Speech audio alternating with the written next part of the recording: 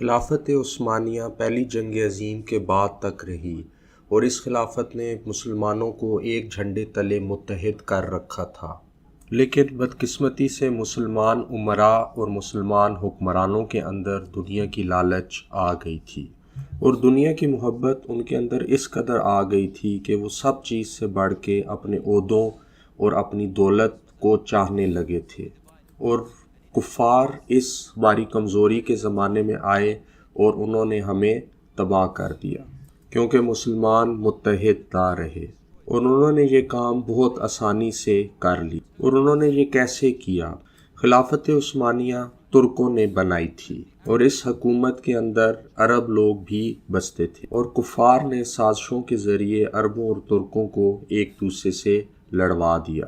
وہ عربوں کے پاس گئے اور انہوں نے ان سے یہ کہا کہ یہ کیسے ممکن ہے کہ ترک لوگ جو کہ عرب نہیں ہیں وہ تمہارے اوپر حکومت کر رہے ہیں، جبکہ حضرت محمد صلی اللہ علیہ وآلہ وسلم عرب تھے، اور یہ کہ قرآن پاک عربی میں ہے اور محمد صلی اللہ علیہ وآلہ وسلم عربی بھی عرب تھے، اس لیے خلافت جو ہے وہ عربوں کا حق ہے۔ اے عربوں، کیا تمہیں اس بات سے شرم نہیں آتی؟ اور عرب اس چیز سے دھوکے میں آ گئے، اور اس طرح عربوں اور ترکوں کے درمیان جنگ شروع ہو گئی۔ اور جنگ کے دوران ایک موقع پہ ایسا بھی ہوا کہ کچھ عرب کچھ ترکوں کا پیچھا کر رہے تھے، اور وہ ترک اپنی جان بچاتے ہوئے مکہ معظمہ کے اندر خانہ کعبہ کے اندر آ گئے، اور وہ خانہ کعبہ کے غلاف سے لپٹ گئے اور انہوں نے کہا کہ ہمیں پناہ دے دو کیونکہ ہم تمہارے مسلمان بھائی ہیں۔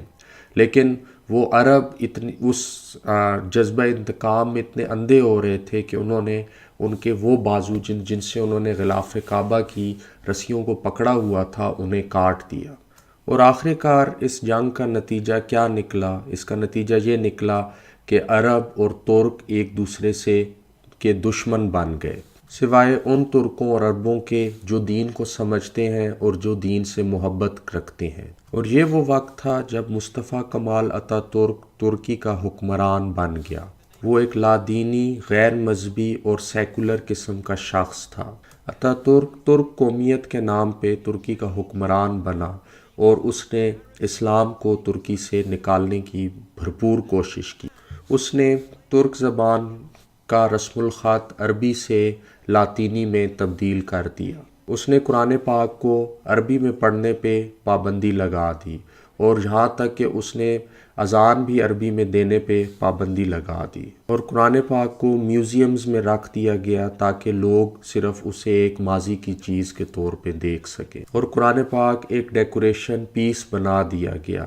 اور اس کا مقصد یہ تھا کہ قرآن پاک ایک ایسی چیز نہ رہے جسے لوگ پڑھیں اور جسے لوگ سمجھیں، اور وہ اس پہ ایک حد تک کامیاب بھی ہو گیا کہ آج ہم دیکھتے ہیں کہ کیا بچے اور کیا بوڑھے وہ یہ نہیں جاننے کی کوشش کرتے کہ قرآن پاک کو پڑھا جائے اور قرآن پاک میں اللہ تعالیٰ ہمیں کیا پیغام دیتا ہے۔ اور ترکی میں کیا ہوتا ہے کہ ان کے پاس ایک بہت چھوٹی سا قرآن پاک ہوتا ہے جو کہ جس کے اوپر ایک زپ ہوتی ہے، اور وہ اس کو ایک ڈیکوریشن کے طور پہ اپنے کار میں رکھ دیتے ہیں، اور اسی کار میں ساتھ ایک سی ڈی پلیئر بھی ہو رہا ہوتا ہے جس پہ وہ ہر طرح کے گانے سن رہے ہوتے ہیں، جیسے کہ لیڈی گاگا، مائیکل جیکسن وغیرہ۔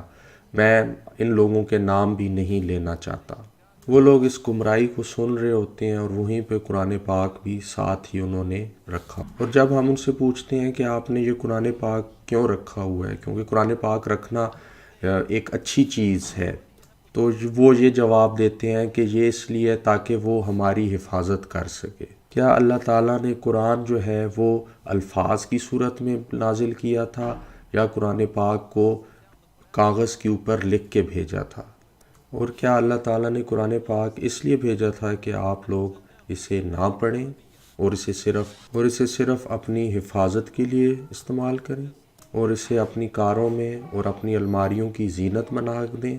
قرآن پاک اللہ تعالیٰ نے اس لیے بھیجا تھا تاکہ آپ اسے سمجھیں اور پھر اپنی زندگیوں میں اسے اپنے عمل کا حصہ بنائیں۔ اور اس طرح خلافت عثمانیہ کی جگہ ترکی میں لادینیت آ گئی، اور اذان جو ہے وہ عربی زبان کی بجائے ترک زبان میں دی جانے لگی، محمد مہمت بن گیا اور احمد احمد بن گیا۔ اور جب تک خلافت عثمانیہ تھی ترک عربی زبان بولتے تھے، ہندوستان میں لوگ عربی زبان بولتے تھے، اور دنیا کے ہر حصے میں لوگ عربی زبان کا اہتمام کرتے تھے۔ جیسا کہ آپ جانتے ہیں کہ حضرت امام بخاری رحمۃ اللہ علیہ عرب نہیں تھے، بلکہ وہ وسط ایشیا میں بخارا سے تعلق رکھتے ہیں۔